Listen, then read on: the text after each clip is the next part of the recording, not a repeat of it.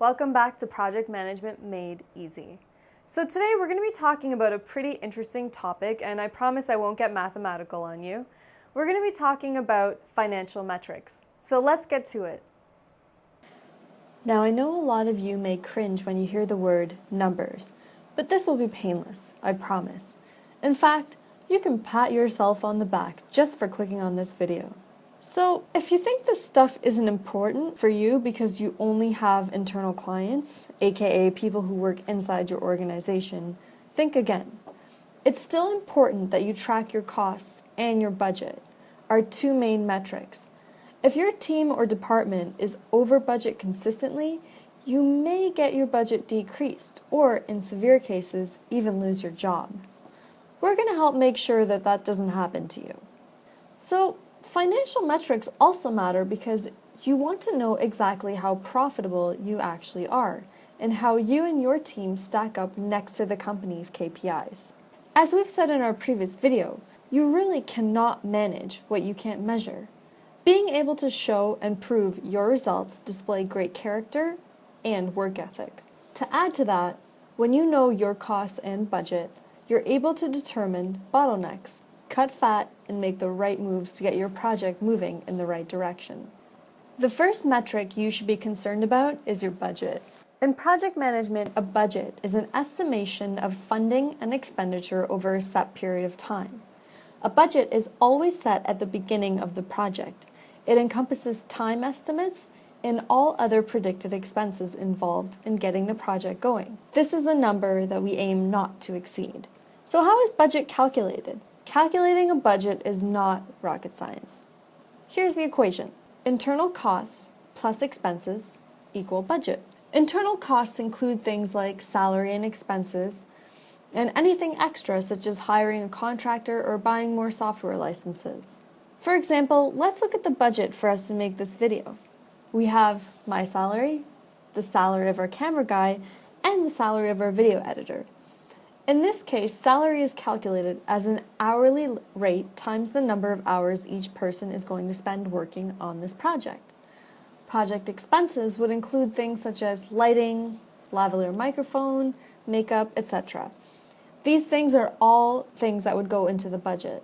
Next, we'll talk about actual internal costs, or AIC. AIC is very similar to the budget, except that it's dynamic. It starts at 0 in the beginning of your project, and it increases as your project goes along.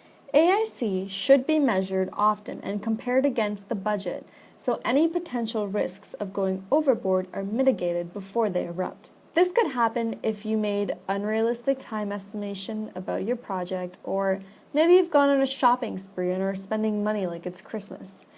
If you've got a contractor that's charging you an arm and a leg and it's hurting your budget, it's time to bring out the axe. Cut the contractor and move the work back in-house. Whatever the case, you'll be able to get a handle on everything if you keep AIC in mind. So how do you make sure you're on the right track? Simple. Plug in this formula. Budget minus internal costs equals cost variance.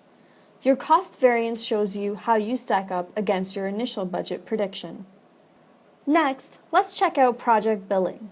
If you run a consulting or marketing agency or any business where you're billing clients, project billing represents the amount that you charge the client. Depending on whether you use the time and material or fixed cost billing, you might be using different methods to calculate your total billing amount. Once you know your billing, it's easy to calculate your profit, which equals billing minus internal costs. Easy, right? Let's get into some more metrics. First, let's look at expected revenue. This basically shows us how much we expect to bill the client. To calculate expected revenue, just put in project estimated hours times the rate or the fixed cost plus the planned billable expenses. Next, we have estimated internal cost. This shows us what the expected cost of our project is. It should be identical or very close to the budget. To calculate this, you put in project estimated hours plus planned expenses. Then we have estimated budget profitability by percentage. So this shows you how much profit you're expected to gain compared to the budget. To calculate this, you put in the budget minus estimated internal costs divided by the budget. Next, we have actual budget profitability by percentage. This is the actual profits compared to the budget.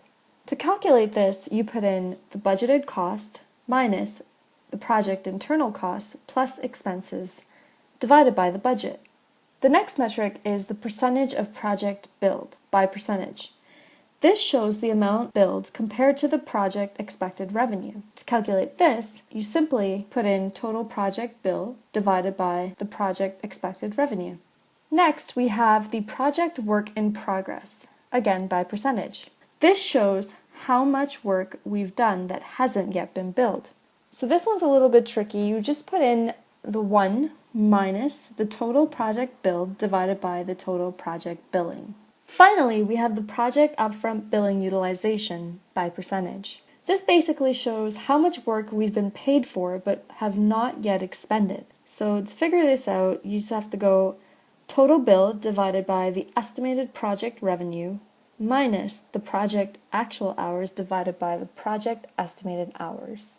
Keeping an eye on your most important financial metrics will help you become a better and more in-demand project manager. Why? Because your track record will be, as Beyonce would say, flawless. So take the plunge and apply some of these metrics to your current projects and see how well your projects are really doing.